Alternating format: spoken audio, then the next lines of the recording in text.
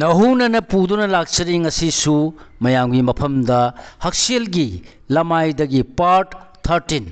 तरा हुमदोई सुब सरू चांग नायना साजेल तौबना मियाय चलक्लबसिंगदा मतौ करमना कानब पीबगे हाइबा खंगमिनसी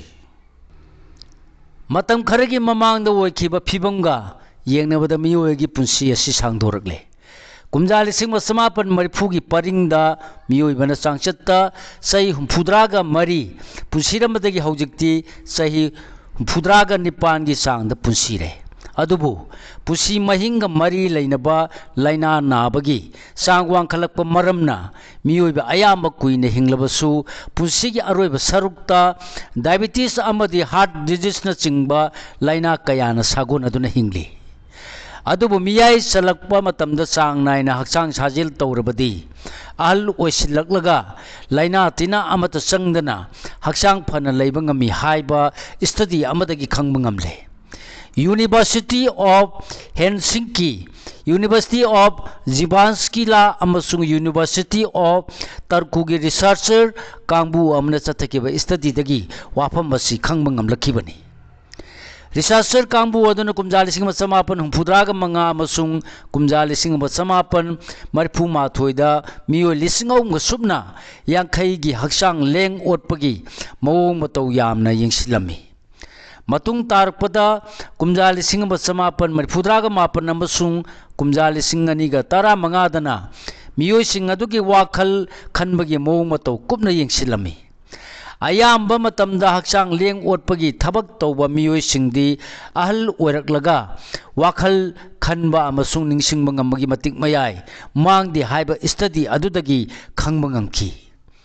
हक्चांग साजेल तौबगी चांग वांगबा मियोइसिंगना अहल ओइरक्लगा निंगसिंगबा ngamagi matik mayai हेनबा नते अयाम मतमदा फमजिनदुना लैबगी महुत्ता mayai ओइरप चांगदा हक्चांग लेंग ओटपगी थबक तौबदुनी मरु ओरिबदी मालेमगी ओइना अहल ओइरबा मियोइसिंगदा डिमेंशिया नाबगी चांग असुम हेंगलक्ले डिमेंशिया हाइबसी सही यामसिलक्लबा मियोइसिंगना मायोकनगनबा पुनिंग वाखलगी ओइबा लाइनासिंगनी हौजिक फावदा लायेंगदुना फानबा ngamdriba लाइना असि मांगजौनना ngakthoknabagidamag मियाय चलक्पा मतमदा चांग नायना हक्चांग लेंगओटपगी थबक तौगदबनी हाइरे जर्नल ऑफ अल्जाइमर्स डिजीज की ऑनलाइन एडिशन दा फोंलखिबदा स्टडी की रिपोर्टर रिसर्चर्स सिंगना हाइकी मियाय चलक्पदा हक्चांग साजेन तौबना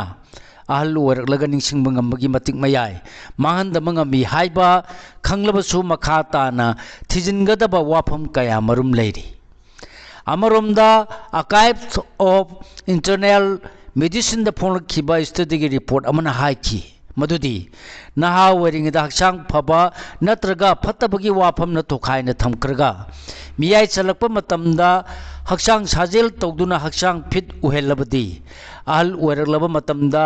सही यामसिलक्पगा लोइनना मरी लैनना थोलक्पा खुदोंचादबसिंग ngakthokpa ngami University of Texas Southwestern Medical Center अमसुंग दलास की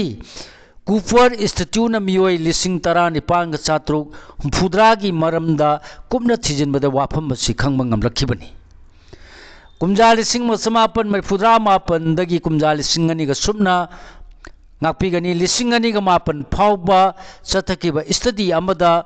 रिसर्चर्स सिंगना मियाय चलबा मियोई सिंगी फिबम कुपना यंगसिलमी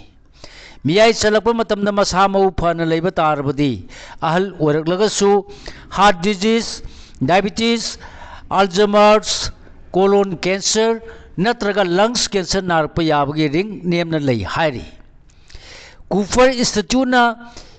एपिडेमियोलॉजी ओइना लैबा डॉक्टर बेंजामिन विलिसना लुसिंगलगा स्टडी अदु चथगिबनी डॉक्टर बेंजामिन विलिसना हाइकी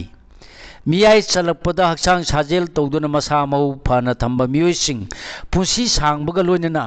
अहल ओइरक्लबा मतमदा अना अयेक कयादगी ngakthokpa ngami मरमदुना नहा ओइरिंगैदा हक्चांगी मरमदा थुदोंना थौसारुदबा तारबसु मियाय चलक्पा मतमदा मिपुंग खुदिमक सांग नायना हक्चांग साजेन तौदुना हक्चांग फनबा यानमक तंगाई फदि University of Texas Southwestern Medical Center की internal medicine department assistant professor ओइबा डॉक्टर जेरेट बेरीन हाइकी सही यामसिलपदगे अहल ओइसिलप हाइबसी मिपुम खुदिंगमकी पुंसीदा सोइदना मायोकनरगदब थौंग अमनी अहल ओइरगा करम पुंसी महिंग हिंग पाबगे हाइबदु इसा इसाना मुन्ना खंथरगा मांगजौनना सिक्सिन थौरांग लखोट हौबा मथौ ताई हक्सांग फबा नत्रगा फत्तबा हाइबसी मियोइबदा पोकपदगे लोइनरगलबा जिनगी मखा यामना पोली अदुमोइनमक पुंसी महिंग मरी लैनबा लैना ngaktoknabagi matangdadi isa isana honabagi makha pongani miyai chalakpa matamda numit khudingi khongkap khara khona chatpaga loinana yare makai हक्सांग लेंग ओटप थबक तौरबदी पुंसी महिंग मरी लैनबा लैना अयाम्बा ngaktokpa ngami पुनमग असिगी मथक्ता चक्चा युथक फजबग लोइनना मसी ओइबा चिंजांग मसल सुना चागदबनी अफब नुंगाइबा वाखल खनगदबनी अमसुंग मपुंग फाना पोथागदबनी डॉक्टर बेंजामिन विलिस न हाइकी हक्साक साजेल तौगदबनी हाइदुनसु सानरोय अमगी मतौगुम नुमित खुदिंगी हुमांग ताना चेन चोंगदब नते चौखलपगी मतुंगिना मिपुंग खुदिंगमक मथौ सिन्नबनिना नुमित खुदिंगी साजेल तौनबा मतम कायथोकपा ngамफम थोकते मरम मदुना नोमगी मिनिट कुन नत्रगा कुंथ्रा खोंगना चटपदा यामना चावना कानबा फंगनी खोंगना चटपगी तोखाइबा मतम कायथोकत्रबसु इसागी थबक चटपदा